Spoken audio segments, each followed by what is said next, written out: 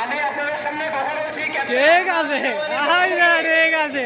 দয়া করে আপনারা এখানে ভাঙচুর করবেন না, দয়া করে এখানে ভাঙচুর করবেন না। আমাদের রাষ্ট্রীয় সম্পদ, আপনার সম্পদ, আমার সম্পদ। এই সম্পদ নষ্ট হলে কালকে আপনার আমার টাকা আবার কেনা লাগবে, আমাদের ঘুরে নষ্ট হবে, আমাদের থাকার জায়গা নষ্ট হবে। আমি আপনাদের কাছে অনুরোধ করছি, আপনারা এখানে ভাঙচুর করেন না। আজকে আমাদের আনন্দের দিন, এই আনন্দের দিনে আপনারা আনন্দ বজায় রাখুন, নাশকতার সৃষ্টি করবেন না। আমি সকলের পক্ষ থেকে আপনাদের কাছে ক্ষমা চাচ্ছি, আপনারা প্লিজ এখান থেকে চলে যান।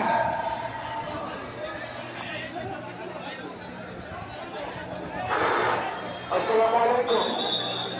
সম্মানিত জনসাধারণ, বাংলাদেশ জাতীয়তাবাদী দল বিএনপির সকল নেতৃবৃন্দকে বলছি, আমি